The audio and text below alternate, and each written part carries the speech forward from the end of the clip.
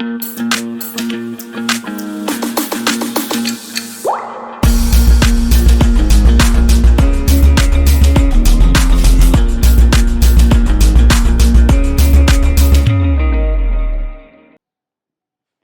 everyone, welcome back to the Layman Way and welcome to this course जहाँ पे हम CSAT 2022 के लिए पढ़ रहे हैं and we have started permutations and combinations. Last lecture में हमने देखा था, तो चलिए जल्दी से आगे बढ़ते हैं, आज का लेक्चर कंटिन्यू करते हैं और कुछ क्वेश्चंस को देखते हैं। आई होप लास्ट जो लेक्चर है उसमें कंसेप्ट जो थे वो एटलीस्ट आपके क्लियर हैं।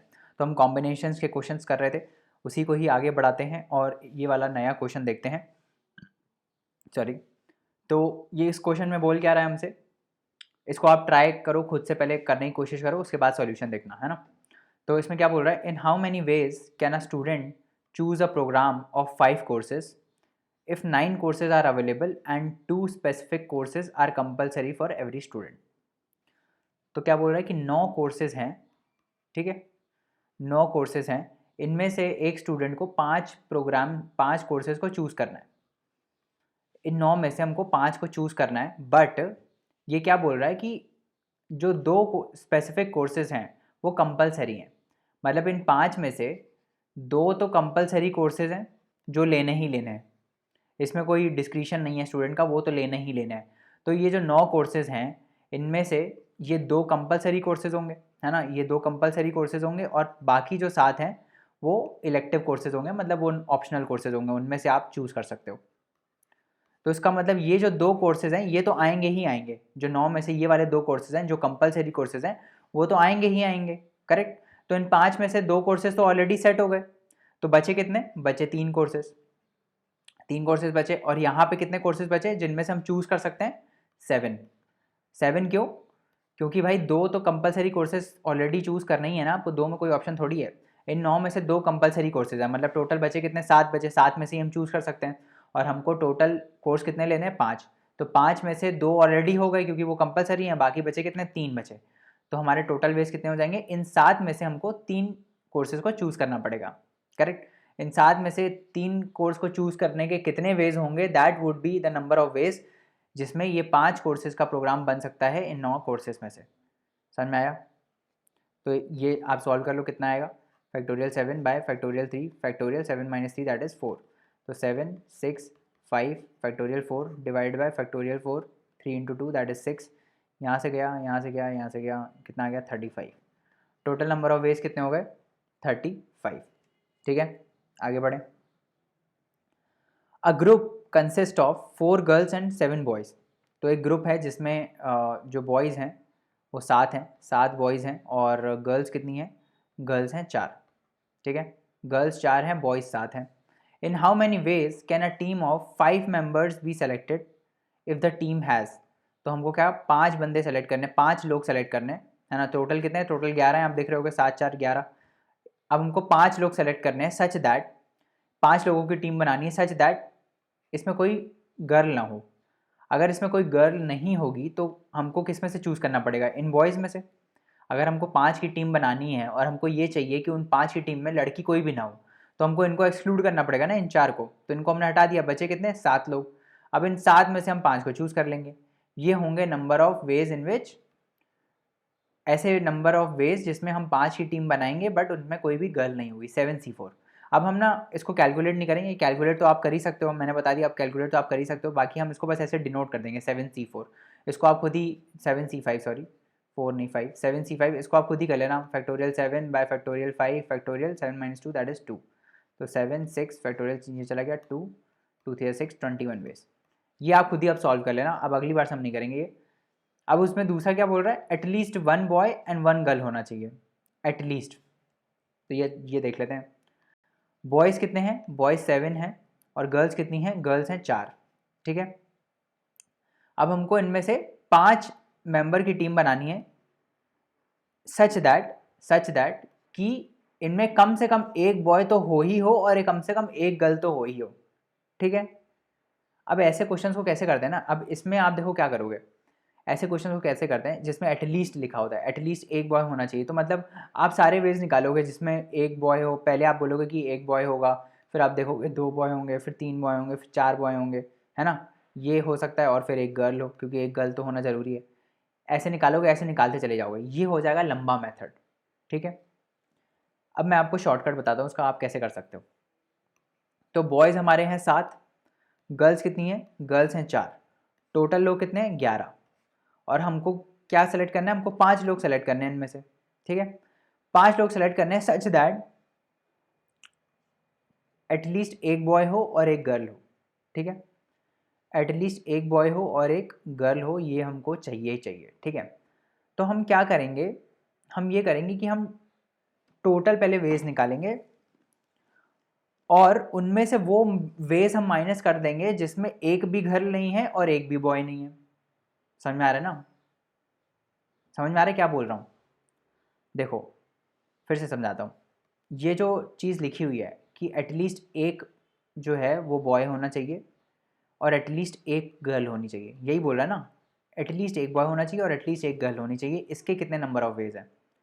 तो जो अगर हम ये जो 11 लोग हैं, है ना, ये जो 11 लोग हैं, इन 11 में से अगर हम एक्सक्यूज़ मी, सॉरी, इन 11 में से अगर मैं 5 लोगों को चूज़ कर लेता हूँ, तो ये तो मेरे हो गए टोटल नंबर ऑफ वेज, जिससे मैं 5 लोगों को चूज़ कर सकता हूँ इन 11 में। इसमें सब आ जाएगा, चाहे आप एक गर्ल ले रहे हो नहीं ले रहे हो, एक बॉय ले रहे हो नहीं ले रहे हो, बस 5 लोग लेने हैं। ठीक है, तो इसमें सारे वेज आ जाएंगे। अब इस जो 11C5 है, इनमें वो वाले वेज भी होंगे जिसमें ये सेटिस्फाई हो रहा होगा कि एटलीस्ट एक बॉय होगा और एक गर्ल होगा। ठीक है, एटलीस्ट एक बॉय होगा और एक गर्ल होगा। ठीक है, और ये भी होगा जिसमें कोई बॉय नहीं होगा, मतलब ऐसा हो सकता है कि कोई बॉय ना हो। 5 आपको लेने हैं तो हमेशा ना, हमेशा एक बॉय तो होगा ही होगा। ठीक है, तो बेसिकली क्या हमको इसमें से माइनस करना पड़ेगा, मतलब इसमें से हमको वैसे वेज माइनस करने पड़ेंगे जिनमें एक भी गर्ल नहीं है। ठीक है, मान लो बॉयज़ पाँचों के पाँचों मैं बॉयज़ ले लेता हूँ। ठीक है, तो वो वाला केस हमको इसमें से माइनस करना पड़ेगा। ठीक है, तो टोटल में से ऐसे केसेस हम माइनस कर देंगे जिसमें सातों के सातों क्या हैं, सातों के सातों बॉयज़ हैं।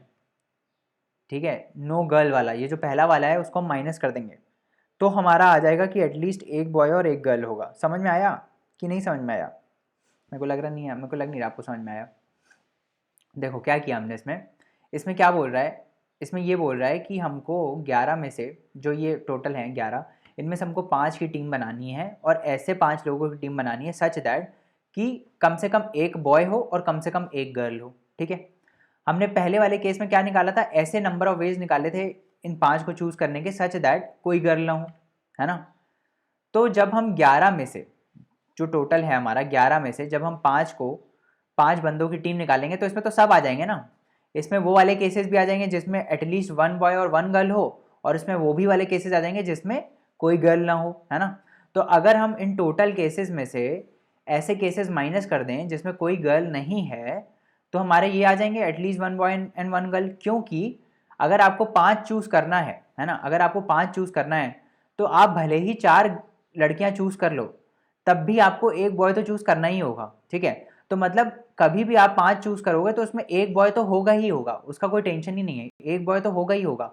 बट गर्ल का फिक्स नहीं है, क्योंकि पाँचों के 5 अगर हमने बॉयज़ चूज़ कर लिए तो गर्ल्स हम नहीं चूज़ कर पाएंगे फिर, तो वो वाले केस हमको हटाने पड़ेंगे। समझ में आ रहा है? तो हम उनमें से वो वाले केसेस हटा देंगे जिसमें हमने कोई भी गर्ल चूज़ नहीं करी थी। तो इसमें क्या करेंगे कि टोटल 11 में से 5 हमने चूज़ कर लिए, इनमें से हम वो वाला केस माइनस कर देंगे जिसमें no girl is chosen, that is कि पाँचों के पाँचों जो हैं वो बॉयज़ से चूज़ किए जा सकें। 7C5, तो इसका आंसर क्या आ जाएगा, 11C5 माइनस 7C5। ठीक है, ये इसका आंसर आ जाएगा, करेक्ट। अब तीसरा क्या बोल रहा है, इसको आप सॉल्व कर लोगे, इसमें कोई दिक्कत नहीं है। एटलीस्ट 3 गर्ल्स होनी चाहिए, मतलब बॉयज़ कितने हैं, बॉयज़ हैं 7 और गर्ल्स कितनी हैं, गर्ल्स हैं 4। अब हमको 5 मेंबर की ऐसी टीम बनानी है सच दैट एटलीस्ट 3 गर्ल हों, तो मतलब 3 गर्ल हों तो भी चलेगा, 4 गर्ल्स हों तो भी चलेगा, है ना, और इसके बाद 5 तो हो ही नहीं सकती क्योंकि लड़कियां ही 4 हैं, है ना। तो इन दोनों के वेज हम निकाल लेंगे, उनको ऐड कर देंगे, है ना। तो ऐसे वेज जिसमें 3 लड़कियां हों, वो कितने वेज होंगे, तो हम 4 में से 3 चूज़ कर लेंगे पहले लड़कियां, है ना, और बचे कितने लोग, 2 लोग, हमको 5 की टीम बनानी है तो 3 तो हमने लड़कियां चुन ली, तो लड़कियों को चुनने के कितने वेज हो गए, 4 में से 3 लड़कियां चुनने के 4C3 वेज हो गए, मल्टीप्लाइड बाय क्या करेंगे, अब बचे 2 लोग है ना, तो 7 में से 2 चूज़ कर लेंगे बॉयज़ है ना, 7C2। अब इसमें हम ऐड करेंगे क्या, ऐसा केस जिसमें चारों की चारों लड़कियां चूज़ हो रही हों, तो वो तो एक ही वे होगा है ना, एक ही वे होगा, तो ये एक वे हो गया मल्टीप्लाइड बाय एक ही ऐसा वे हो सकता है जिसमें चारों की चारों लड़कियां हों, इनटू बाकी एक बचा बंदा है ना, तो एक को इन 7 बॉयज़ में से हम चूज़ कर लेंगे, तो इंटू 7C1।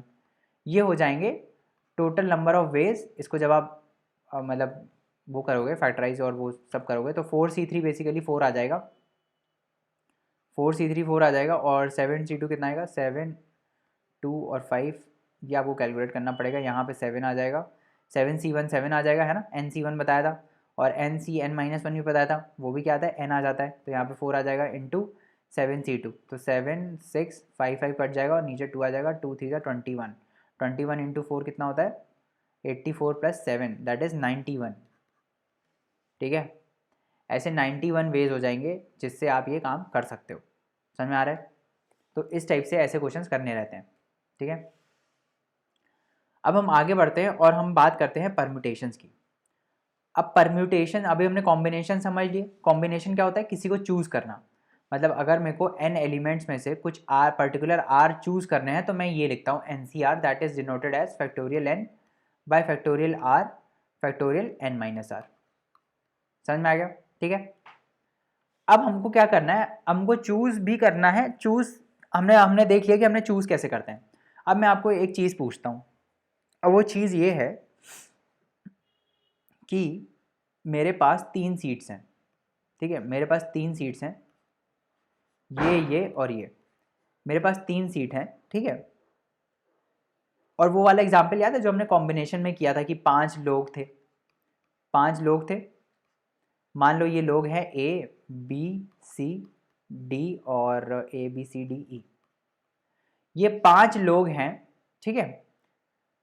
इन पांचों को मेरे को क्या करना है, इन 3 सीट में बैठाना है। तो आप बोलोगे ऐसा थोड़ी हो सकता है, 5 लोग 3 सीट में कैसे बैठ सकते हैं, एक के ऊपर एक थोड़ी बैठेगा। बिल्कुल सही बात है, एक के ऊपर एक नहीं बैठेगा, एट अ टाइम यहाँ पे 3 ही लोग बैठेंगे। पर हमको ऐसे टोटल नंबर ऑफ वेज निकालने हैं जिन तरीकों से हम इन 5 लोगों को इन 3 सीट में बैठा सकते हैं। तो आप क्या बोलोगे, अभी अभी अभी हमने कॉम्बिनेशन पढ़ा है, आप बोलोगे अरे ये तो बहुत सिंपल है, इन 5 में से 3 लोगों को चूज कर लो और इन 3 लोगों को यहाँ बैठा लो, है ना, तो वही नंबर ऑफ वेज हो जाएंगे। बट मैं बोलूँगा नहीं, ऐसा नहीं होगा, क्योंकि आप इसमें एक चीज़ मिस कर रहे हो। आप बोलोगे क्या मिस कर रहा हूँ, 3 लोग तो 3 सीट पे बैठ गए, अब क्या चाहिए। वो ये होगा क्योंकि यहाँ पे ऑर्डर मैटर कर रहा है। ऑर्डर मतलब ये पहली सीट है, ये दूसरी सीट है और ये तीसरी सीट है, ठीक है, नंबर्ड सीट है 1 2 3, ऐसे कोई 3 रैंडम सीट उठा के नहीं दे दिए, नंबर्ड सीट है 1 2 एंड 3। तो आपने 5 में से 3 तो चूज कर लिए, लेट से मैंने इन तीनों को चूज कर लिया ABC को, ठीक है, मैंने इन 5 में से ABC को चूज कर लिया, मैंने इन 3 को चूज कर लिया। अब मेरे को इन ABC लोगों को इन 3 सीट्स में बैठाना है, वो मैं कितने वेज से कर सकता हूं वो मैं अभी आपको बताऊंगा। तो मैं कैसे कर सकता हूं, मैं A को पहली सीट पे बैठा सकता हूं, B को दूसरी सीट पे बैठा सकता हूं, C को तीसरी सीट पे बैठा सकता हूं। ये एक तरीका हो गया यहाँ बैठाने का, ठीक है। या फिर मैं B को पहली सीट पे बैठा दूं, A को दूसरी सीट पे बैठा दूं, C को तीसरी सीट पे बैठा दूं, ये दूसरा तरीका हो गया बैठाने का, ठीक है। या फिर मैं C को पहली सीट पे बैठा दूं, A को दूसरी सीट पे बैठा दूं और B को तीसरी सीट पे बैठा दूं, है ना, ये भी एक तरीका हो गया। या फिर मैं A को पहली सीट पे बैठा दूं, C को दूसरी सीट पे बैठा दूं और B को तीसरी सीट पे बैठा दूं, तो ये भी एक तरीका हो गया, है ना। और क्या हो सकता है, या फिर मैं B को पहली सीट पे बैठाऊं, C को दूसरी सीट पे बैठाऊं और A को तीसरी सीट पे बैठाऊं, ये क्या हो गया, ये 5वां तरीका हो गया, करेक्ट। या फिर मैं C को पहली सीट पे बैठाऊं, B को दूसरी सीट पे बैठाऊं और A को तीसरी सीट पे बैठाऊं, ये हो गया 6वां तरीका। ये टोटल नंबर ऑफ तरीके आपने देख लिए, कितने तरीकों से मैं इन 3 ही लोगों को इन 3 सीट पे बैठा सकता हूं। अभी आप क्या कर रहे थे, आपको लगा कि यार 5 में से हमने 3 चूज कर लिया, अब उनको बैठा दो, क्या दिक्कत है, उनको बैठा तो दें, बट किस ऑर्डर में बैठा रहे हैं ये ऑर्डर चेंज भी हो सकता है। मैंने A को पहले बैठा दिया, B को उसके बाद बैठाया और C को उसके बाद बैठाया, तो इस केस में क्या हो रहा है, इन सब केसेस में क्या हो रहा है, ऑर्डर इज़ इम्पॉर्टेंट, कौन किसके बगल में बैठ रहा है, कैसे बैठ रहा है, कौन सी सीट में बैठ रहा है, दैट इज़ इम्पॉर्टेंट। और ये कितने तरीके हो गए, 6 तरीक़ों से मैं ABC को बैठा सकता हूँ इन 3 सीट्स पे। समझ में आ रहा है, समझ में आ रहा है क्या बोल रहा हूँ? 6 इन 3 लोगों को मैं 6 तरीक़ों से बैठा सकता हूँ इन 3 सीट्स पे, ठीक है। अब ये जो चीज़ है ना, ये आती कैसे है, इसका शॉर्टकट है, अब आप गिनते नहीं रहोगे, ऑब्वियसली एग्ज़ाम में आप ऐसे गिनते नहीं रहोगे, ठीक है। तो कभी भी अगर मान लो ये जैसे इसमें क्या था, इसमें 3 डिफरेंट ऑब्जेक्ट्स है, ठीक है। डिफरेंट ऑब्जेक्ट यहाँ पे इंपॉर्टेंट है क्योंकि हम आगे डिस्कस करेंगे अगर सेम होते हैं तो क्या होता है।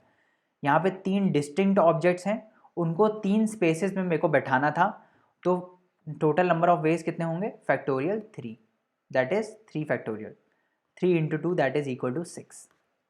समझ में आ रहा है?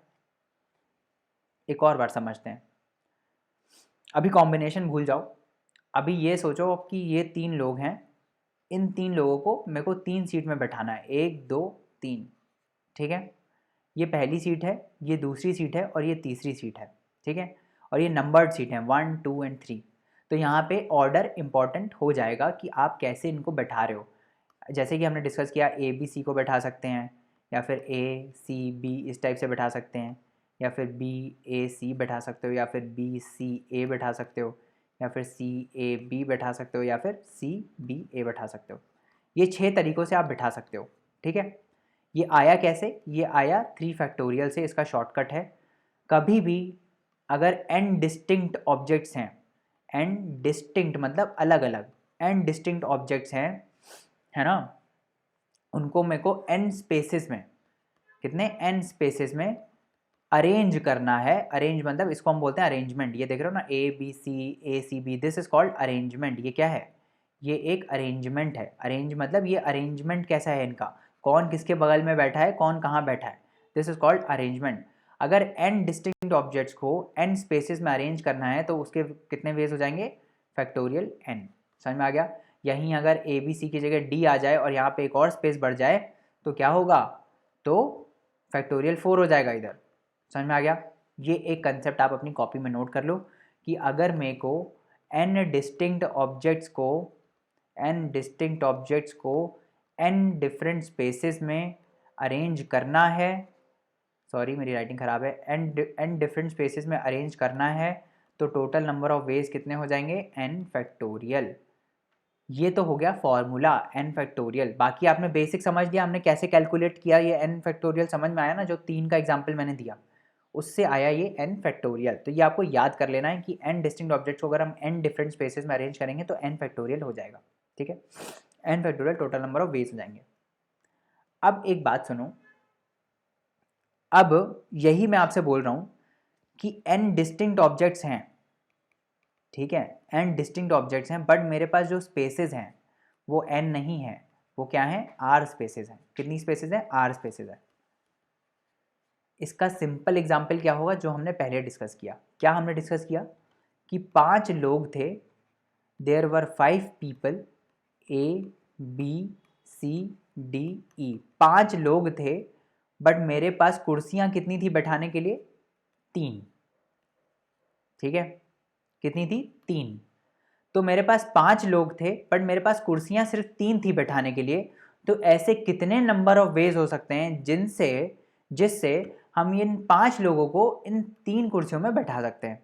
समझ में आया, समझ में आ रहा है क्या बोल रहा हूँ। इन 5 लोगों को हमको इन 3 कुर्सियों में बैठाना है तो इसके टोटल नंबर ऑफ वेज कितने हो जाएंगे।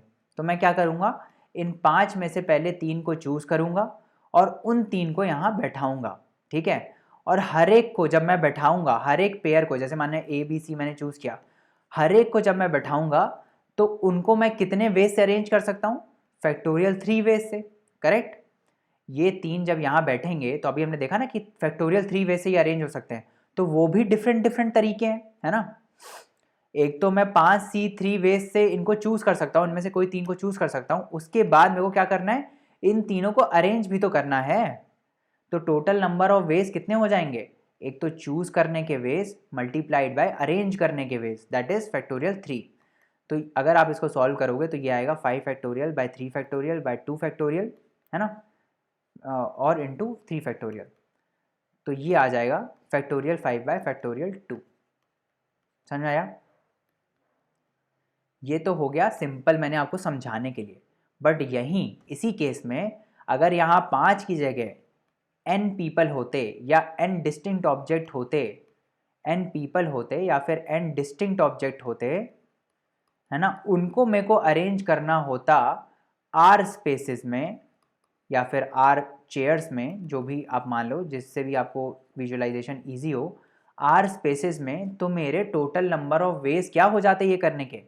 पहले मैं इन r में से क्या कर इन n में से क्या करता, r को चूज करता, है ना। जैसे मैंने 5 में से 3 को चूज किया, वैसे ही मैं n में से पहले r ऑब्जेक्ट्स को चूज करता और फिर उन r ऑब्जेक्ट्स को मैं फैक्टोरियल r वेज में अरेंज कर देता। कहाँ पे? क्योंकि मेरे पास r स्पेसेस थी। मैंने अभी आपको बताया ना कि n अगर डिस्टिंक्ट स्पेसेस हैं और n ऑब्जेक्ट्स हैं और n डिस्टिंक्ट स्पेसेस हैं, तो उनको अरेंज करने के कितने वेज हो जाएंगे? Factorial n। और वहीं अगर n की जगह r करते तो यहाँ r फैक्टोरियल आ जाएगा। करेक्ट? तो N C R multiplied by factorial r, ये क्या हो जाएगा? ये हो जाएगा factorial n by factorial r factorial n minus r multiplied by factorial r। तो ये कितना हो जाएगा? ये हो जाएगा factorial n divided by factorial n minus r। समझ में आया? क्या हो जाएगा? Factorial n divide by factorial n minus r। अब ये जो चीज़ आई है, this is very very important, because इसी को ही हम क्या बोलते हैं? इसी को ही हम बोलते हैं परम्यूटेशन। समझ में आया? What is a permutation? Permutation is the number of veg जिसमें हम n डिस्टिंक्ट ऑब्जेक्ट्स को क्या करते हैं? n डिस्टिंक्ट ऑब्जेक्ट्स को r स्पेसेस में अरेंज करते हैं। क्या करते हैं? अरेंज करते हैं। तो यहाँ पे ऑर्डर जो है वो क्या होता है? Very very important. हमने देखा था कॉम्बिनेशन में ऑर्डर इंपॉर्टेंट नहीं होता। क्यों? क्योंकि अगर A B C D E 5 लोग हैं, इनमें से मेरे को किसी 3 को चूज़ करना है, तो मैं डायरेक्ट ऐसे कर देता था, क्योंकि ऑर्डर इंपॉर्टेंट नहीं होता था। अगर मैं ए को पहले चुनूँ, बी को पहले चुनूँ, बी को सेकेंडरी चुनूँ और सी को थर्ड चुनूँ, या फिर मैं बी ए और सी को चुनूँ, बी को पहले चुनूँ, ए को बाद में, फिर सी में बाद में, वो सारे सेम रहता है ना। बस हमको 3 लोग चुनने हैं इनमें से। बट यहाँ पे ऐसा नहीं होता है। क्यों? क्योंकि यहाँ मेरे को उनको अरेंज करना है। मैंने ए बी सी चूज़ तो कर लिया, अब मेरे को ए बी सी को 3 कुर्सियों में बैठाना भी तो है जो नंबर्ड है। तो उसके कितने वेज हो गए? उसके अलग अलग वेज होते हैं, है ना।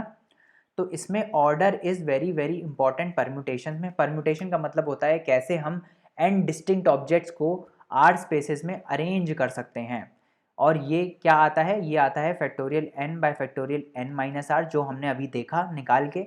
इसी को ही हम डिनोट करते हैं as NPR। P is for permutation. जैसे वहाँ पे हम NCR कर रहे थे, है ना, that was factorial n by factorial r into factorial n minus r। वैसे ही परम्यूटेशन के लिए क्या होता है? ये होता है। तो NPR मतलब n डिस्टिंक्ट ऑब्जेक्ट्स में से हमको r डिस्टिंक्ट ऑब्जेक्ट्स को अरेंज करना है। अगर r स्पेसेस में, अगर n डिस्टिंक्ट ऑब्जेक्ट्स को r स्पेसेस में अरेंज करना है, तो उसका फॉर्मूला क्या होता है? NPR is equal to factorial n divide by factorial n minus r। Are we very clear on this? ये चीज़ समझ में आ रही है? ये चीज़ समझ में आनी चाहिए, तभी आगे के क्वेश्चन हो पाएंगे, नहीं तो नहीं हो पाएंगे। ठीक है, ये चीज़ समझना बहुत ज़रूरी है। समझ में आ गया? इसमें बेसिकली हमने किया क्या? परम्यूटेशन में अगर हम बेसिक से चले तो हमने क्या किया? हमारे पास n डिस्टिंक्ट ऑब्जेक्ट्स थे, है ना, n अलग अलग ऑब्जेक्ट्स थे, है ना, और मेरे पास r स्पेसेस थी उनको बैठाने के लिए। तो मैं एट अ टाइम r लोगों को यहाँ बैठा सकता हूँ। तो मैंने पहले क्या किया? मैंने पहले n में से r को चूज़ कर लिया कि कौन ऐसे r होंगे जो यहाँ बैठेंगे, उसके नंबर ऑफ वेज निकाल लिए, फिर इसको मल्टीप्लाई कर दिया इसको अरेंज करने के नंबर ऑफ वेज से। तो r अगर लोग हैं उनको r स्पेसेस में अरेंज करना है, तो वो फैक्टोरियल r वेज से हम कर सकते हैं। ये हमने पीछे देख लिया था। तो that was equal to this, और यही बन गया हमारा NPR। समझ में आ रहा है? ठीक है, समझ में आ रहा है? तो परम्यूटेशन में क्या होता है? It is the number of ways to arrange things. ठीक है, इसमें ऑर्डर मैटर करता है, और ये ग्रुप्स के लिए नहीं, लिस्ट के लिए होता है। समझ में आ गया? ठीक है, तो अगर जैसे मान लो ये इतने डिफरेंट डिफरेंट कलर्स हैं, इनको अगर ये 5 कलर्स हैं, इनको 5 स्पेसेस में अरेंज करना है ना, तो कितने वेज से हो सकता है? वो हो सकता है फैक्टोरियल 5 वेज से, है ना, क्योंकि कभी यहाँ पे येलो आ जाएगा, कभी यहाँ पे ये ब्लू आ जाएगा, कभी यहाँ पे ग्रीन आ जाएगा, है ना। तो वो डिफरेंट डिफरेंट तरीके हो सकते हैं जिसमें ये बैठेंगे, यहाँ पे ये कलर हम डाल सकते हैं, और वो सारे जो ऑर्डर्स होंगे वो डिफरेंट होंगे। तो इसी के नंबर ऑफ वेज हम निकालते हैं परम्यूटेशन से, ठीक है, समझ में आ रहा है। तो इसको हम ऐसे डिनोट करते हैं P N comma R, where N distinct objects हैं और आर हमारे पास स्पेसेस हैं, that is equal to factorial N by factorial N minus R. ये आपको याद रख लेना है एज इट इज़, ठीक है, समझ में आया। अब हम इसके थोड़े क्वेश्चंस करते हैं, तभी हमको ये कंसेप्ट जो है एकदम रीइंफोर्स होगा और हम कर पाएंगे। पहला क्वेश्चन देखते हैं क्या बोल रहा है। हाउ मैनी वर्ड्स विद और विदाउट मीनिंग, चाहे मीनिंग बने चाहे मीनिंग नहीं बने, हमको वर्ड्स बनाने हैं without meaning, each of 3 vowels and 2 consonants, मतलब टोटल कितने लेटर का वर्ड होगा, 5 लेटर का, 1 2 3 4 5 लेटर का वर्ड होगा, जिनमें से 3 वॉवल्स होंगे, 3 वॉवल्स होंगे और 2 क्या होंगे, 2 कॉन्सोनेंट्स होंगे। 2 क्या होंगे, 2 कंसोनेंट्स होंगे, 3 वॉवल्स होंगे और 2 कंसोनेंट्स होंगे, ठीक है। वॉवल्स क्या होते हैं, what are vowels, A E I O U, जो अल्फ़ाबेट होते हैं ना 26, उनमें से ए ई आई ओ यू जो है वो होते हैं वॉवल्स, इसको हटा के बाकी जो होते हैं दैट आर कॉल्ड कंसोनेंट्स, ठीक है। Each of 3 vowels and 2 consonants can be formed from the letters of the word involute. क्या वर्ड का नाम क्या है, इनवॉल्यूट। तो इनवॉल्यूट में जो वर्ड्स हैं, जो लेटर्स हैं, उनको यूज़ करके हमको एक ऐसा 5 लेटर का वर्ड बनाना है जिसमें 3 वॉवेल हों और 2 कॉन्सोनेंट्स हों। ऐसे कितने वर्ड्स बन सकते हैं वो ये पूछ रहा है, ठीक है, समझ में आ गया। तो हमारी कंडीशन क्या है कि हमारी कंडीशन ये है कि इसमें से 3 वॉवेल्स होने चाहिए और 2 कॉन्सोनेंट्स होने चाहिए, करेक्ट। और वो 3 वॉवेल्स इन्हीं इसमें, इस वर्ड में जो वॉवेल्स हैं उनमें से ही एक होने चाहिए, ठीक है। तो पहले हम तो ये देख लेते हैं कि इस वर्ड में वॉवेल्स कौन कौन से हैं।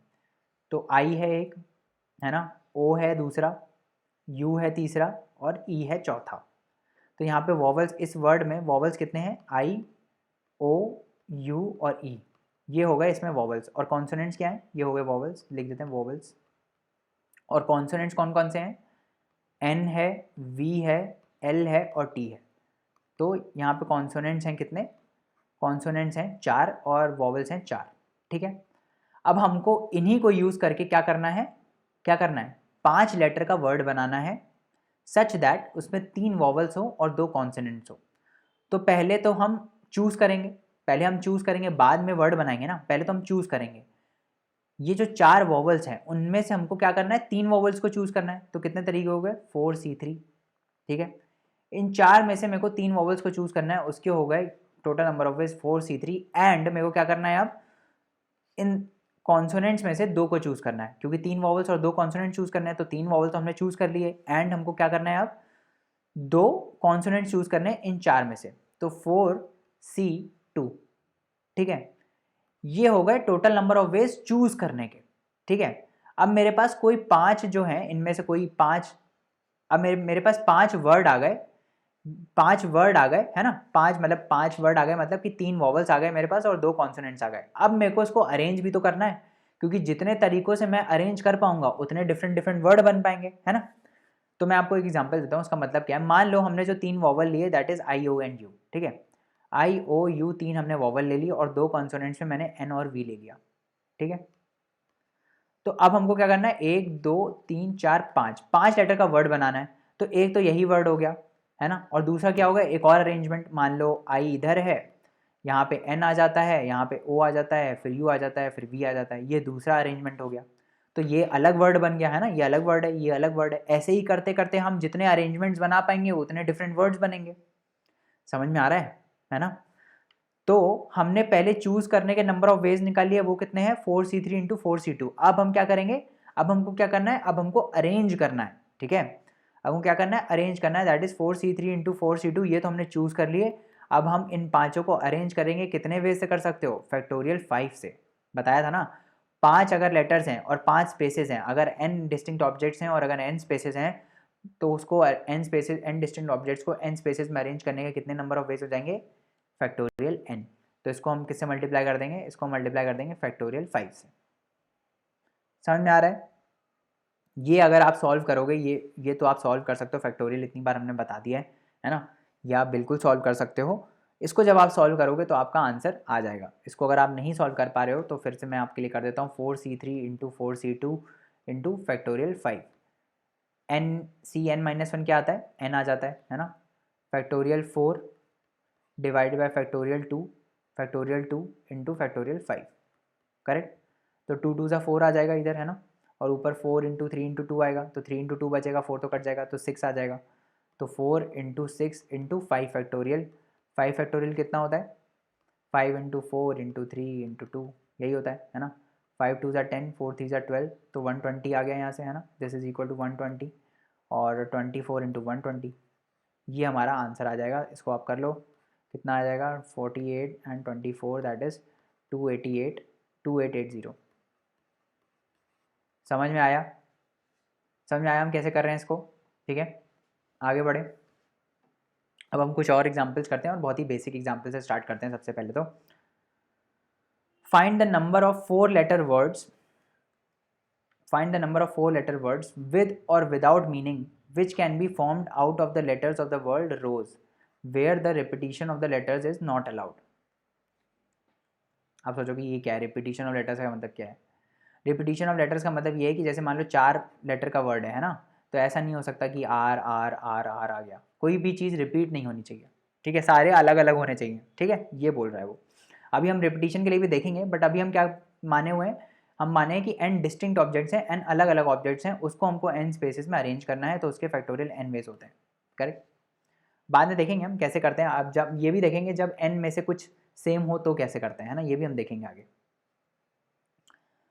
तो अभी मेरे को ये बात बताओ, पहली बात कि 4 लेटर का हमको वर्ड बनाना है, तो पहले जब भी ऐसा हो ना वर्ड वर्ड आए तो ऐसे बॉक्स बना दिया करो, 1 2 3 4। अब ये 4 लेटर का हमको वर्ड बनाना है, या फिर बॉक्स बना दो या फिर स्पेस बना दो, मैं तो स्पेस बना देता हूँ, 1 2 3 4। अब मेरे को 4 लेटर का वर्ड बनाना है विद और विदाउट मीनिंग, मीनिंग हो चाहे ना हो फर्क नहीं पड़ता, which can be formed out of the letters of the word rose.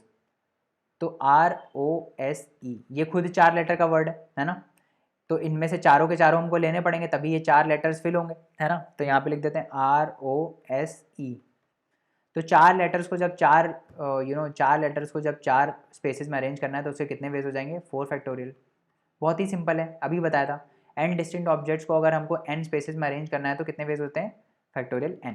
तो फैक्टोरियल 4 हो जाएंगे नंबर ऑफ ऐसे लेटर्स, ठीक है, ये आप कर लेना, कितना आएगा 24, करेक्ट। 4 factorial is 24। उसके बाद ये देखते हैं दूसरा क्वेश्चन क्या बोल रहा है, ये भी सिंपल है। Given 4 flags of different colours, तो 4 फ्लैग्स हैं अलग अलग कलर के, तो जैसे ABCD, ये 4 कलर्स हैं, मान लो ये 4 कलर के 4 फ्लैग्स हैं, ठीक है, ABCD।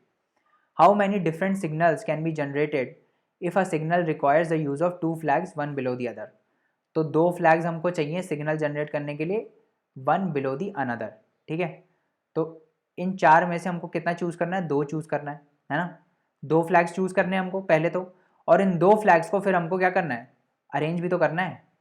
A B हो सकता है, BA, ये अलग अरेंजमेंट होगा, है ना, ये भी अलग सिग्नल होगा, एक सिग्नल ये हो गया, एक सिग्नल ये हो गया।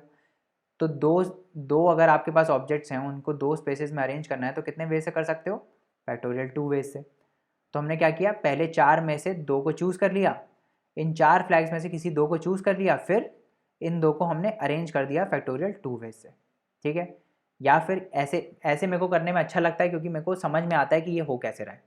लोग कैसे करते हैं, लोगों को पता रहता है। अब जैसे मैंने आपको बताया परम्यूटेशन का कंसेप्ट, मैंने आपको समझा दिया कि भाई n अगर डिस्टिंक्ट ऑब्जेक्ट्स हैं उनको मेरे को अगर r स्पेसेस में अरेंज करना है तो डायरेक्ट होता है NPR that is equal to factorial n by factorial n minus R. यहाँ पे भी यही हो रहा है, this is a permutation only, क्योंकि मेरे पास 4 फ्लैग्स हैं, उनको मेरे को अरेंज करना है, 4 फ्लैग्स को मेरे को अरेंज करना है 2 स्पेसेस में, 2 स्पेसेस में, है ना, ये ऊपर वाली और नीचे वाली 2 स्पेसेस में अरेंज करना है, तो उसके कितने वेज होंगे, दैट इज़ 4PR, वो यही आएगा 4P2, मतलब 4P2 वो यही आएगा जो हमने ऊपर किया ना। बट ये करने से आपको समझ में आता है कि हो कैसे रहा है ना, तो मैं हमेशा यही प्रेफर करता हूँ, हमेशा क्वेश्चन ऐसे ही करो जिससे आपको समझ में आए चीज़ें, है ना। फॉर्मूला रटने से कोई फ़ायदा नहीं है, स्पेशली मैथमेटिक्स में।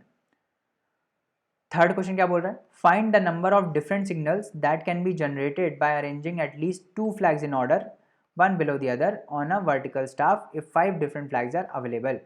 अब वही दूसरे का एक्सटेंशन है ये कि 5 फ्लैग्स हैं मेरे पास, आई हैव 5 फ्लैग्स, ठीक है, आई हैव 5 फ्लैग्स।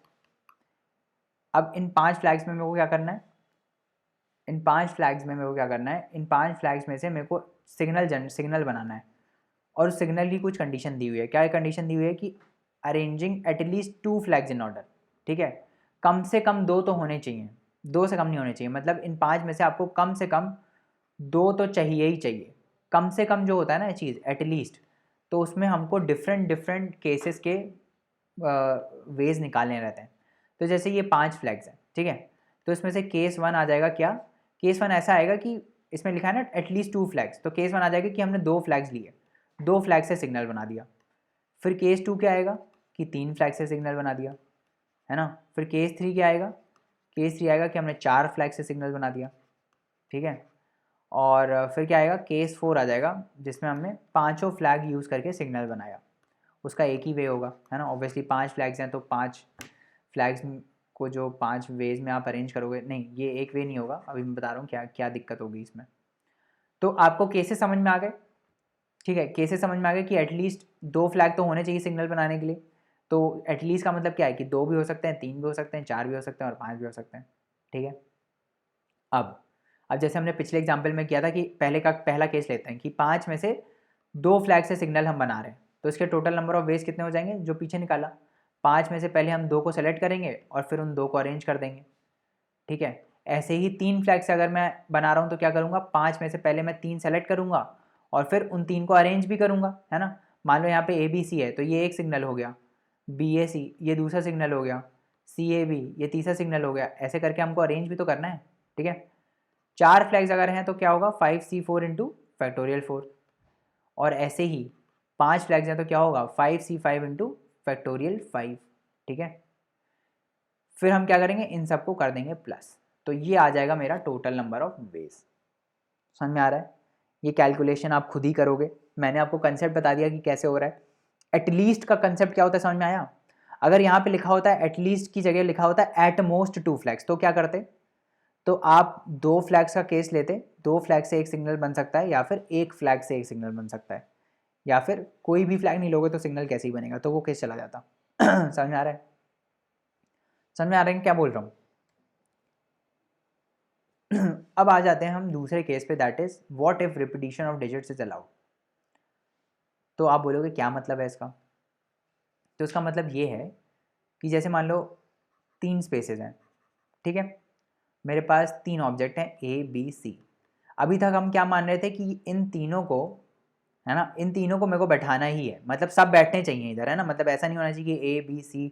अच्छा आप ऐसा मानो, ये मत मानो ABC तो 3 अलग अलग लोग हो जाएंगे, तो लोग तो सेम नहीं हो सकते।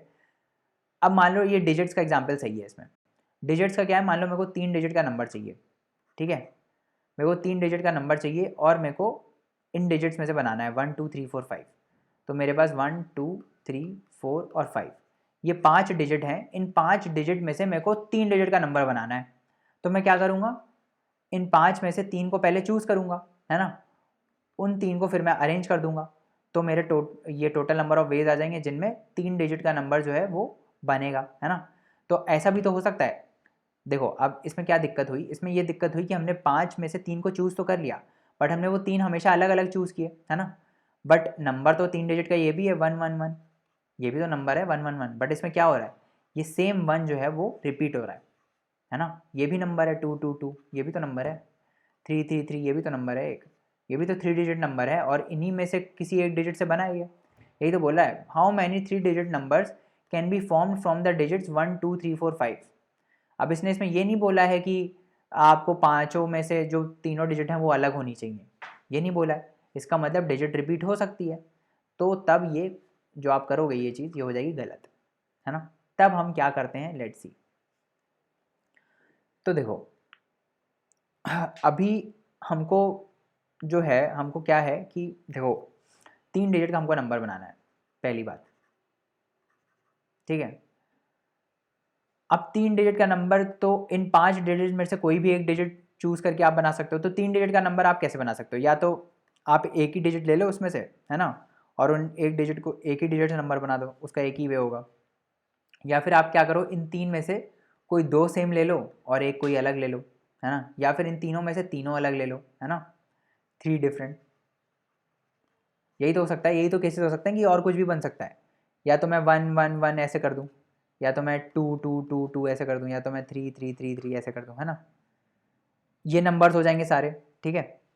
या फिर मैं किसी दो को सेम रख दूँ, 1 1 2, ऐसा भी हो सकता है। कोई दो को सेम रख दूँ और एक को डिफरेंट रख दूँ, या फिर मैं तीनों को डिफरेंट रख दूँ। तो इसमें केसेस कितने बन गए? इसमें केसेस 3 बन गए। ये हम उस केस की बात कर रहे हैं जिसमें repetition of digits is allowed. पहले क्वेश्चन की हम बात कर रहे हैं। हमको ऐसे 3 डिजिट नंबर निकालने हैं, ऐसे कितने नंबर निकालने हैं 3 डिजिट के। हमको ये निकालना है कि ऐसे कितने 3 डिजिट के नंबर्स बनेंगे, किन डिजिट्स में से, 1 2 3 4 5 में से, सच दैट कि रिपीटिशन ऑफ डिजिट्स अलाउड है। मतलब रिपीटिशन ऑफ डिजिट मतलब 1 1 1 हो सकता है, मतलब 1 रिपीट हो रहा है ना हर जगह, ये हो सकता है। या फिर 2 2 2 ये भी हो सकता है, ठीक है। तो इसमें हमको 3 केसेस बनाने पड़ेंगे। क्या? पहला केस क्या होगा कि हम एक ही डिजिट ले रहे हैं, हम एक ही डिजिट ले रहे हैं और उससे हम रिपीटिशन कर रहे हैं, ठीक है। एक ही डिजिट लेके हम तीनों स्पेसेस में भर दे रहे हैं। केस 2 क्या होगा कि हम 2 डिजिट सेम ले रहे हैं, है ना, 2 डिजिट सेम ले रहे हैं और एक डिजिट अलग ले रहे हैं, ठीक है। तो ये हो जाएगा। फिर तीसरा क्या होगा? तीसरा होगा कि हम तीनों डिफरेंट डिजिट्स ले रहे हैं, ठीक है। तीनों हम डिफरेंट डिजिट्स ले रहे हैं और उनको हम अरेंज कर रहे हैं, तो फिर कितने नंबर ऑफ वेज आएंगे, ठीक है। तो हम पहले केस से स्टार्ट करते हैं। तो अगर मेरे को कोई एक ही डिजिट लेनी है तो इन 5 में से पहले मैं कोई एक डिजिट को चूज करूंगा। कितने तरीकों से कर सकता हूँ? 5C1 तरीकों से।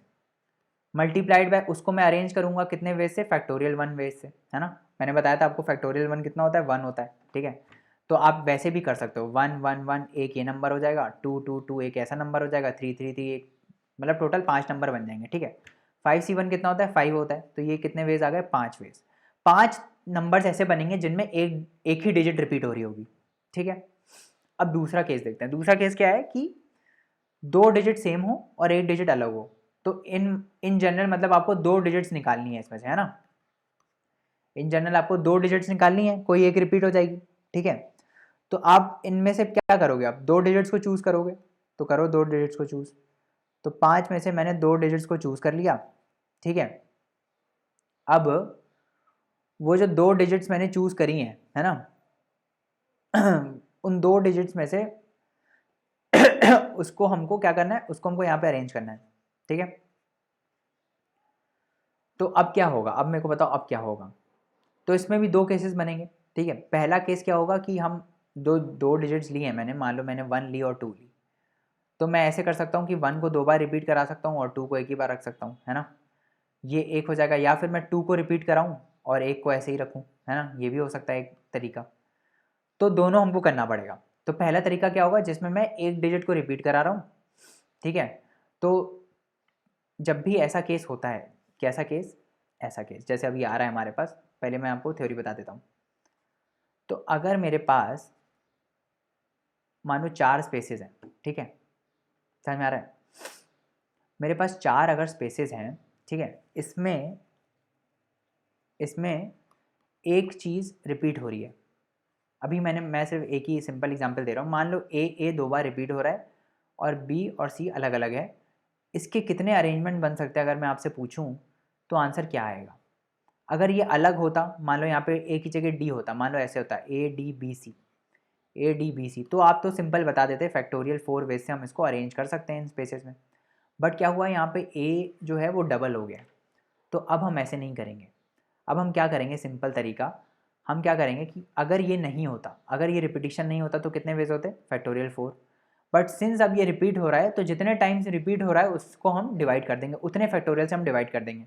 जैसे ए जो है वो 2 बार रिपीट हो रहा है तो इसको हम फैक्टोरियल 2 से डिवाइड कर देंगे। तो ये हो जाएंगे नंबर ऑफ वेज अरेंज करने के इसको ए बी सी को इन्हीं स्पेसेस में। समझ में आ रहा है? इसका सिग्निफिकेंस ये है कि मान लो अभी और ज़्यादा होती स्पेसेस, 1 2 3 4 5 6 7, मान लो ये है। और let's say A 2 bar repeat हो रहा है, बी भी 2 बार रिपीट हो रहा है, सी एक बार आ रहा है और डी एक बार आ रहा है और ये एक बार आ रहा है। अब मैं अगर आपसे पूछता कि ये जो इतने लेटर्स, इतना बड़ा वर्ड है, इसके कितने अरेंजमेंट बन सकते हैं, है ना। तो आप कैसे बोलते, अगर ये सारे अलग अलग होते तो कितनी स्पेसेस हैं, 1 2 3 4 5 6 7, टोटल 7 स्पेसेस हैं। अगर ये सारे अलग अलग होते तो फैक्टोरियल 7 वेज से हम इसको अरेंज कर सकते थे, है ना। बट सिंस यहाँ पे रेपिटिशन हो रहा है तो उसको हमको डिवाइड करना पड़ेगा। अब यहाँ पे ए कितनी बार रिपीट हो रहा है, 2 बार, तो हम क्या करेंगे 2 फैक्टोरियल से डिवाइड कर देंगे। फिर यहाँ बी कितनी बार रिपीट हो रहा है, 2 बार, तो उसको भी 2 फैक्टोरियल से डिवाइड कर देंगे, ठीक है। अगर यहाँ पे कोई और चीज़ रिपीट हो रही होती तो फिर हम उसको यहाँ पे मल्टीप्लाई करके उसी जितनी टाइम से वो रिपीट हो रही है उससे मल्टीप्लाई कर देते, ठीक है। इस क्वेश्चन को हम करेंगे, पहले हम इसकी थोड़ी इसमें ये छोड़ो, पहले मैं आपको थ्योरी बता ही देता हूँ पूरी। तो अब हम इसको थोड़ा जनरलाइज कर देते हैं, ठीक है। अब जनरलाइज हम ऐसे करेंगे कि n ऑब्जेक्ट्स का सेट है, ठीक है। इसमें से लेट से A1 जो है वो सिमिलर तरीके के हैं, जैसे मान लो ए था ना, ये 2 सेम तरीके के थे, बी था, तो ये दोनों सेम तरीके के थे। तो ऐसे ही A1 एक तरीके का है, A2 एक तरीके का है, A3 एक तरीके का है, और ऐसे करते करते हमको R स्पेसेस में अरेंज करना है। तो जो आंसर आएगा इसका वो क्या आएगा, फैक्टोरियल R। अगर ये सारे अलग अलग होते, है ना, अगर ये सारे अलग अलग होते तो हम फैक्टोरियल R बेस से करते। बट क्या है, एक पर्टिकुलर काइंड का जो एलिमेंट है वो रिपीट हो रहा है A1 टाइम्स, दूसरा एलिमेंट रिपीट हो रहा है A2 टाइम्स, तो हम क्या करेंगे A1 फैक्टोरियल से इसको डिवाइड कर देंगे, फिर A2 फैक्टोरियल से डिवाइड कर देंगे, फिर A3 फैक्टोरियल से डिवाइड कर देंगे। जो भी चीज़ें रिपीट हो रही हैं उसके फैक्टोरियल से, जितनी बार रिपीट हो रही हैं उसके फैक्टोरियल से हम उसको डिवाइड करते रहेंगे, ठीक है। ये आ जाएगा इसका आंसर, किस चीज़ का, number of ways to arrange when repetition is allowed, ठीक है। समझ में आया। अब हम आ जाते हैं इस एग्जाम्पल पे। ये एग्जाम्पल क्या बोल रहा है ये देख लेते हैं कि how many 3 digit numbers can B form from the digit 1 2 3 4 5 assuming that repetition of digit is allowed. तो हमने केस बनाए थे पहला कि एक डिजिट रिपीट हो रही है ना, उसमें हमने निकाल लिया था। फिर 2 डिजिट सेम है और एक डिजिट अलग है, ये केस था। और उसके बाद तीनों डिजिट डिफरेंट है। तो ये वाला केस जो था इसमें तो 5 आ गए टोटल, है ना। और ये वाला जो केस है जिसमें तीनों डिफरेंट डिजिट है, इसमें भी आ जाएगा 5C3 इंटू फैक्टोरियल 3। ये सिंपल है, ये आ जाएगा। इसके अलावा ये जो केस है ये अच्छा केस है, जो जिसमें 2 डिजिट्स हैं और एक डिजिट अलग है। तो इसमें आपको क्या करना पड़ेगा, इसमें आपको 5 में से पहले तो 2 डिजिट चूज़ करनी पड़ेंगी। फिर उन 2 डिजिट्स को जब आपने चूज़ कर लिया, ठीक है, ये 3 स्पेसेस हैं और लेट से 1 और 2, ये मैंने 2 डिजिट्स चूज़ कर ली। अब इनमें से मेरे को डिसाइड करना है कि रिपीट कौन सी हो रही है। तो पहले केस में मैं क्या करूँगा कि पहले केस में मैं मानूंगा कोई एक डिजिट रिपीट हो रही है। तो कोई भी अगर डिजिट रिपीट हो रही है तो हम कैसे निकालते हैं, मान लो ये चीज़ है 1 1 2, इसके कितने अरेंजमेंट हो जाएंगे, फैक्टोरियल 3 डिवाइडेड बाय फैक्टोरियल 2, क्योंकि 1 तो 2 बार रिपीट हो रहा है, फैक्टोरियल 2। तो पहला केस क्या होगा कि कोई एक डिजिट 2 बार आ रही है, उसके कितने वेज हो जाएंगे, फैक्टोरियल 3 बाय फैक्टोरियल 2। फिर दूसरी वाली डिजिट हो सकता है 2 बार आ रही हो, तो फैक्टोरियल 3 बाय फैक्टोरियल 2 और वेज हो गए। तो ये हो जाएंगे टोटल नंबर ऑफ वेज, ठीक है, समझ में आया, जिसमें 2 डिजिट रिपीट हो रही हैं और एक डिजिट अलग अलग है।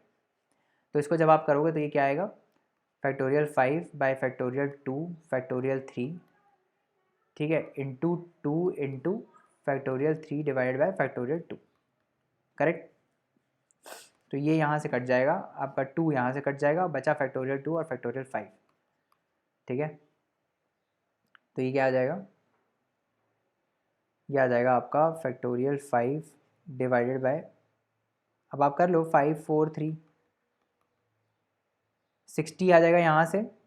5 वेज थे ऊपर वाले तो टोटल हो गए 65, और फिर ये आ जाएगा आपका क्या, फैक्टोरियल 5 बाय फैक्टोरियल 2, ये भी वही आ जाएगा, दैट इज 60, है ना। 120 125, तो टोटल वेज कितने हो गए, कितनी डिजिट्स बनेंगी ऐसे, 3 डिजिट 125। अब दूसरा केस क्या बोल रहा है कि जिसमें repetition of digit is not allowed. तो अगर रिपीटिशन ऑफ डिजिट नहीं अलाउड है तो तीसरा वाला केस हो गया 5C3 इंटू फैक्टोरियल 3, है ना। अगर डिजिट्स का रिपीटिशन अलाउड ही नहीं है और हमको 3 डिजिट का नंबर बनाना है तो हम क्या करेंगे, पहले इन 3 डिजिट्स को चूज़ करेंगे और उसको फिर फैक्टोरियल 3 वेज से अरेंज कर देंगे। तो हो जाएगा हमारा क्या, total number of 3 digit number जिसमें repetition of digit is not allowed. समझ में आ रहा है, आ रहा है कि नहीं आ रहा है, बिल्कुल आ रहा है।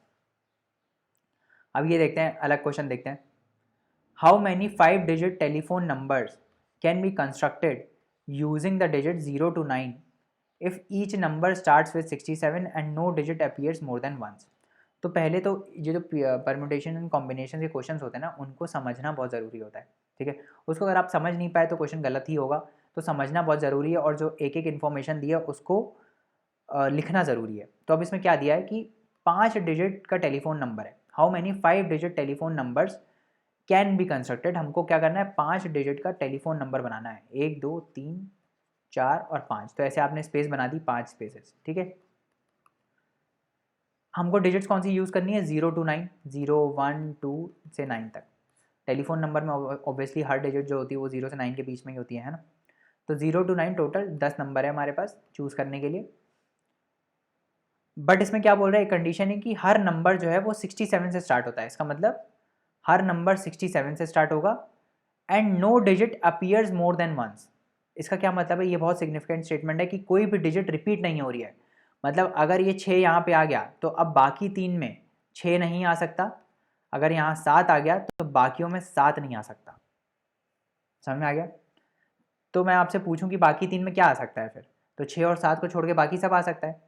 तो 6 और 7 को छोड़ के 0 से 9 के बीच में कितने नंबर बचे, 8 नंबर बचे। 0 1 2 3 4 5, 6 नहीं आ सकता, 7 नहीं आ सकता, 8 9, यही होगा ना। कितने हो गए, 1 2 3 4 5 6 और 7, 7 नंबर हो गए, 7 ही हुए ना, कि और कुछ भी आ सकता है।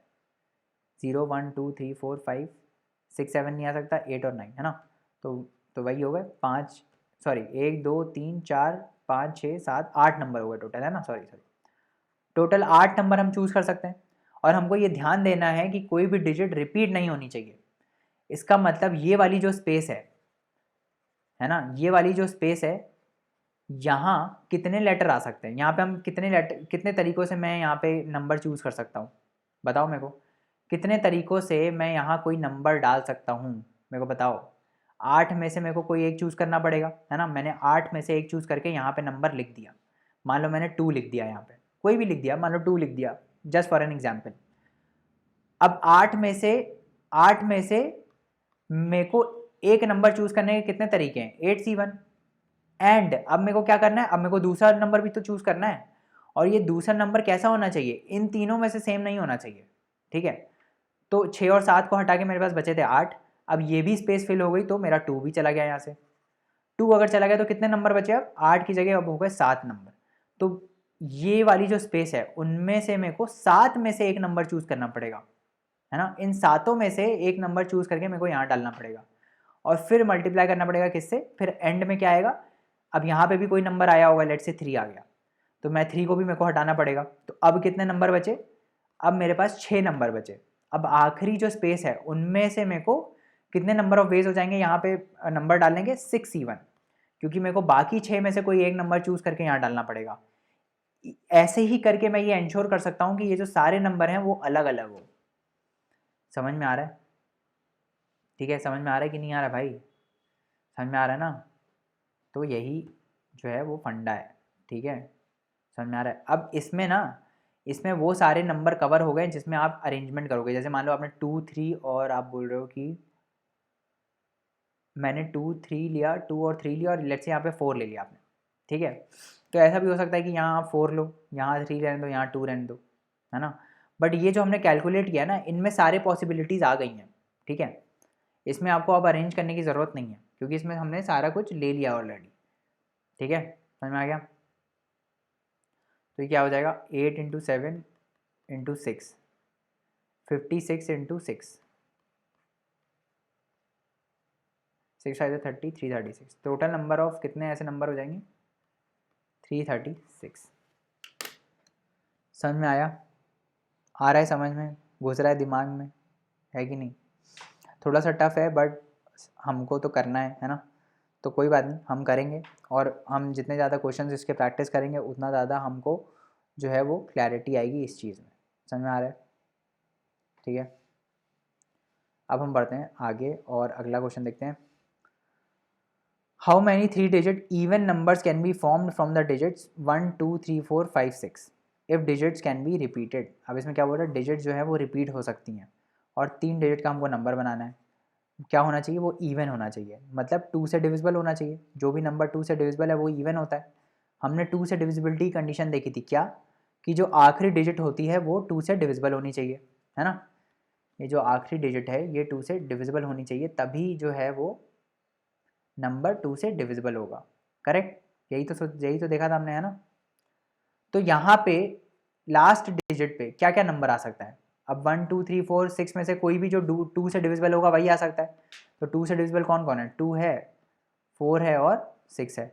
यही 3 नंबर यहाँ पे आ सकते हैं। तो पहले यहाँ पे मैं नंबर डाल देता हूँ, इन 3 में से कोई एक चूज़ करके मैं यहाँ नंबर डाल देता हूँ। तो मैं ये इंश्योर कर दूंगा कि जो मेरा 3 डिजिट का नंबर है वो क्या हो? वो इवन हो। समझ में आ गया?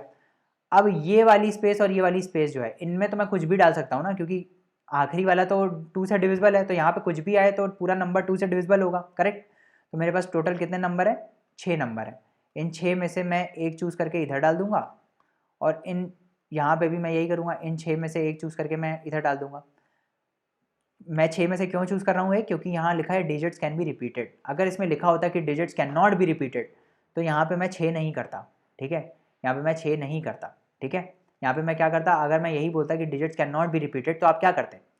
आप पहले ही बोलते कि 3 में से मैंने एक चूज़ कर लिया, तो मतलब अब मेरा एक नंबर चला गया। 3 में से मैंने अगर यहाँ पे एक डाल दिया तो मेरा एक नंबर चला गया। तो 6 में से मेरे पास कितने बचे? 5 बचे। अब मैं 5 में से एक इधर डालूंगा, और सिंस अब मैंने एक और इधर डाल दिया तो बचे कितने? 4 नंबर बचे, और 4 में से मैं एक इधर डालूंगा। तो अगर डिजिट्स का रिपीटिशन अलाउड नहीं होता तो आपका आंसर क्या आता? 5C1 into 4C1 into 3C1। But since यहाँ पे क्या दिया हुआ है कि डिजिट्स जो है वो रिपीट हो सकती हैं, तो मेरा आंसर क्या आ रहा है? 6C1 into 6C1 into 3C1। समझ में आ रहा है? समझ में आ रहा है ना? इस टाइप से ऐसे क्वेश्चंस होते हैं। ठीक है, आगे बढ़ते हैं। How many 4-letter code can be formed using the first 10 letters of the English alphabet if no letter can be repeated? तो हमको क्या करना है? 4 लेटर का कोड बनाना है। ठीक है, पहले 10 लेटर में से। तो ये बहुत ही सिंपल है, परम्यूटेशन का क्वेश्चन है, जैसे कि हमने देखा था। 10P4 हो जाएगा इसका आंसर। क्यों? क्योंकि हम पहले 10 लेटर में से 4 को चूज़ करेंगे, है ना? फिर हम उन 4 को फैक्टोरियल 4 वे से अरेंज कर देंगे, तो हमारे डिफरेंट डिफरेंट लेटर्स आ जाएंगे। क्योंकि यहाँ तो दिया हुआ है ना, it can not be repeated, तो हमको कोई टेंशन लेने की ज़रूरत ही नहीं है। ठीक है, समझ में आ गया? ये सिंपल क्वेश्चन है, 10P4 आ जाएगा। अब आगे बढ़ते हैं, क्या बोल रही है? The ratio of marks obtain by Amal, Bimal and Komal in an examination are in the ratio of 12:8:15। ये क्या है? ये कौन सा क्वेश्चन आ गया?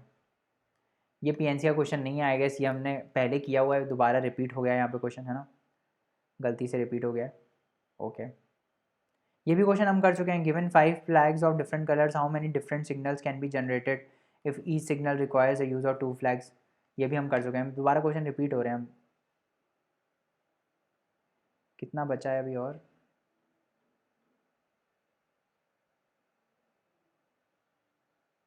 काफ़ी बचा है। ये फैक्टोरियल क्वेश्चन तो आप कर ही सकते हो खुद ही। हम ये देख लेते हैं एक बार, ये क्या थ्योरी बोल रही है। हम ये थ्योरी देख के फिर हम चैप्टर को क्लोज करते हैं, फिर हम क्वेश्चन देखेंगे अगले लेक्चर में। Earlier we wrote different arrangements of the letters of rose, है ना? Each arrangement is called a permutation of 4 different letters taken all at a time. ठीक है, तो जो हमने ये बनाए थे ना परम्यूटेशन, ROSE करके, तो ये क्या था? परम्यूटेशन। जब हम इसके अरेंजमेंट्स बना रहे थे तो हम क्या बोलते हैं उसको? अरेंजमेंट। हर एक अरेंजमेंट को हम बोलते हैं एक परम्यूटेशन। जैसे मैंने रोज़ लिखा, फिर मैंने ORSE लिख दिया, तो ये दूसरा अरेंजमेंट हो गया, तो इसको हम अलग परम्यूटेशन बोलेंगे। तो each arrangement is called a permutation of 4 different letters taken all at a time. सारे जब हम लेटर्स लेंगे चारों के चारों एट अ टाइम, तो हम उसको ये बोलेंगे। ठीक है, परम्यूटेशन। अब वर्ड नंबर की हम बात करते हैं। नंबर मतलब नंबर, NUMBER, ये नंबर वर्ड की बात कर रहे हैं। ठीक है, how many 3-letter words can be form from this word number? तो ये तो हमने देख ही लिया कि 3 लेटर वर्ड हम कैसे बना सकते हैं। बहुत ही सिंपल है, इसमें कोई डिजिट रिपीट हो रहा है क्या? नहीं हो रहा है।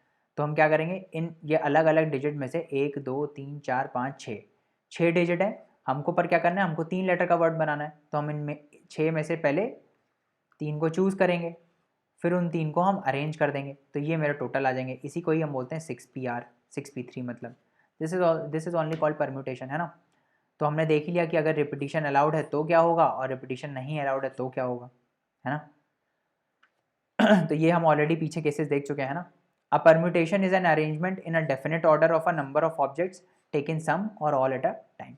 तो इसमें यहाँ क्या होता है, यहाँ ऑर्डर इंपॉर्टेंट होता है, ठीक है, समझ में आ रहा है। Permutation when all the objects are distinct, the number of permutation of n different objects taken r at a time when r is greater than 0, जो स्पेसेस हैं हमारी वो 0 से बड़ी हैं, ऑब्वियसली 0 नहीं है, 0 से ज़्यादा है, पर n के बराबर है या n से कम है, and the objects do not repeat, ठीक है, and the objects do not repeat is n into n minus one into n minus two till n minus R plus one. जब आप बोलोगे ये क्या आ गया, अरे ये वही है, कुछ नहीं है, जो हम करते हैं ना, n में से r लिया और फिर r फैक्टोरियल से उसको अरेंज किया, वही ये दिया हुआ है, इसको बस सॉल्व कर दिया है, इस पूरे को उन्होंने सॉल्व करके ये लिख दिया है और बच्चों को घबरा देते हैं। This is only called NPR, ठीक है, कंसेप्ट समझो, बाकी सब आ जाएगा आराम से, ठीक है। अब ये एक्चुअली ना एग्जाम्पल जो है हमको ये फैक्टोरियल के टाइम पे करने थे, बट ये पीछे हो गया ये सारी स्लाइड्स। तो आप क्या करोगे, मैंने आपको फैक्टोरियल बता दिया कैसे निकालते हैं ना, तो आप ये वाले सारे क्वेश्चंस खुद से सॉल्व करोगे, ठीक है। बहुत ही सिंपल है, हम तब से करते आ रहे हैं। 5 फैक्टोरियल कैसे निकालते हैं, 5 इंटू 4 इंटू 3 इंटू 2, तो ये आई गेस बताने की ज़रूरत है ही नहीं इसमें कुछ भी, है ना, ये बहुत ही सिंपल है, ये सारा हम ऑलरेडी अभी सॉल्व कर चुके हैं। ये आप खुद से सॉल्व करो, खुद से प्रैक्टिस करो, ठीक है, ये सारे प्रैक्टिस क्वेश्चन हैं, आप खुद से करो, ठीक है। अब इसमें क्या दिया है, factorial n by factorial r factorial n minus R, इसमें n 5 और r 2 रख दो, तो क्या हो जाएगा, factorial 5 bye factorial 2 into factorial 3। ये तो वही है जो हम कर रहे थे अभी, n 5c2 बोलते हैं इसको, है ना, वही चीज़ आ रही है बार बार। ये देख लेते हैं एक बार क्वेश्चन, ये वाला क्वेश्चन में देख लेते हैं एक बार, ये थोड़ा अलग सा क्वेश्चन है। इसमें क्या दिया हुआ है, 1 by factorial 8 plus 1 by factorial 9 is equal to x by factorial 10। इसमें क्या निकालना है, इसमें x निकालना है, तो वही प्रॉपर्टी यूज़ करेंगे जो हमने पढ़ी थी ना, factorial n is equal to n into factorial n minus one, वही प्रॉपर्टी यहाँ यूज़ होगी। अब क्या करोगे, आप 9 को बाहर निकाल लोगे, तो 1 बाय फैक्टोरियल 8 इधर आ जाएगा, प्लस 1 बाय 9 इंटू फैक्टोरियल 8 आ जाएगा, करेक्ट, और यहाँ पे भी फैक्टोरियल 8 ले आओ, क्या आ जाएगा, 10 इंटू 9 इंटू फैक्टोरियल 8, तो फैक्टोरियल 8 तो कट जाएगा पूरा यहाँ से, करेक्ट। यहाँ पे क्या आ जाएगा, 9 plus 1 10, 10 by 9 is equal to क्या आ जाएगा, x बाय 10 इंटू 9, करेक्ट। 9 फिर कैंसिल हो गया यहाँ से, x क्या आएगा, x 100 आ गया। Are we clear on this, x 100 कैसे आया, सिंपल है।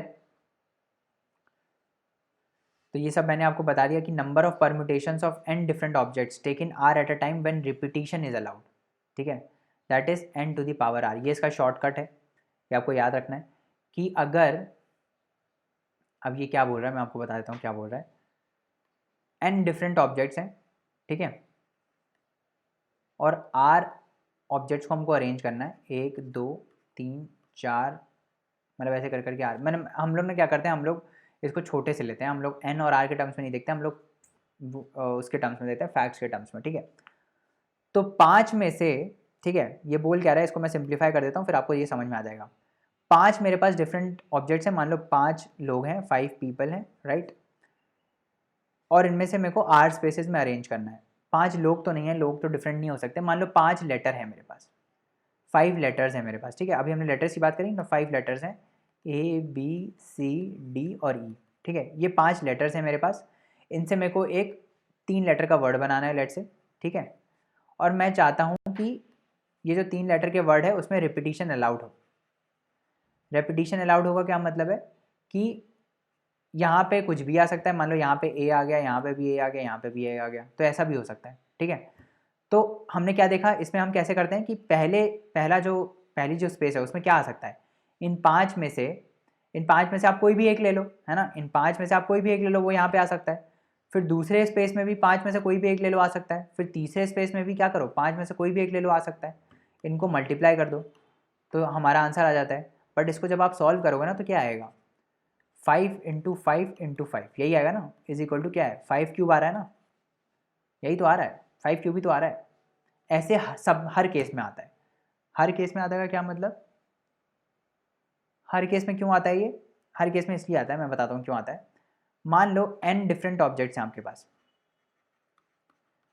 मेरे पास क्या है, n डिफरेंट ऑब्जेक्ट्स हैं, करेक्ट, और मेरे पास r स्पेसेस हैं, ठीक है, मेरे पास कितनी स्पेसेस हैं, r स्पेसेस हैं, और मैं क्या चाहता हूँ इन n में से, और मैं इसमें से ऐसे अरेंज करना चाहता हूँ सच दैट ये r जो रिपीटिशन अलाउड है, मतलब n में n ऑब्जेक्ट जो है मेरे पास, मान लो 1 2 3 से लेकर n, तो कोई भी डिजिट यहाँ पे आ सकती है, मतलब 1 भी आर स्पेसेस में आ सकती है, 2 भी आर स्पेसेस में आ सकती है। तो मैं क्या करूँगा, इस स्पेस में मैं कितने तरीक़ों से ये वर्ड डाल सकता हूँ, n में से कोई एक ले लूँगा, उसको यहाँ डाल दूँगा, फिर दूसरे में भी यही करूँगा, n में से कोई एक ले लूँगा, फिर तीसरे में भी यही करूँगा, n में से कोई एक ले लूँगा।